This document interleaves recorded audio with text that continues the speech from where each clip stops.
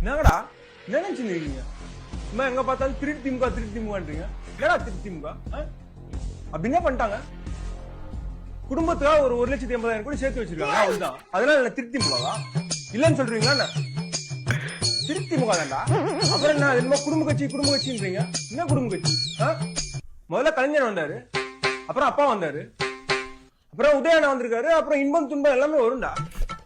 குடும்ப கட்சின்னு குடும்பமே கட்சி. அப்புறம் அது என்ன? அப்பா பேப்பர் பார்த்து படிக்கிறாரு. என்னடா பேப்பர் பார்த்து படிக்கிறாரு? என்ன பெரிய பேப்பர்? எங்க அப்பா ராப்பர்ரா. அவரோட பையன் உதயண்ணாக்கு உடம்பு முடியல, அத ஞாபகம் வச்சுக்க முடியல, பேப்பர் பார்த்து சொல்றாரு. மாண்புமிகு துணை முதலமைச்சர் அவர்கள் நேற்றைக்கு உடல்நல குறைவோடு பேரவைக்கு வருகை தந்திருந்தார். நான் உன் பையன் உடம்பு இல்ல ஞாபகம் வச்சுக்க மாட்டேன்ல, பேப்பர் பார்த்தாடா படிக்கணும். செம்ம கலாய்க்கிறாரு. இப்படி பேப்பர் பார்த்தாண்டா படிப்பாரப்பா. உங்களுக்கு தெரிஞ்சதெல்லாம் பேப்பர் பார்த்து பேசுறது, பேப்பரை தான் புடுங்கி பூட்டா உங்க சொல்லி முடிஞ்சது. அப்புறம் கடைசியா என்ன? திமுக ஒண்ணுமே பண்ணல, திமுக ஆட்சியே வரக்கூடாது. என்னடா என்ன ஒண்ணுமே பண்ணல? என்ன பண்ணாங்க? என்ன பண்ணல?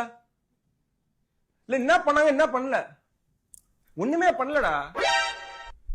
அதனால ஆட்சிக்கு வரக்கூடாதா? வரக்கூடாதுடா. இன்னும் நல்லா சொல்லுங்கடா, போங்கடா. வேற லெவல் கலாச்சி விட்டாரு மக்களே.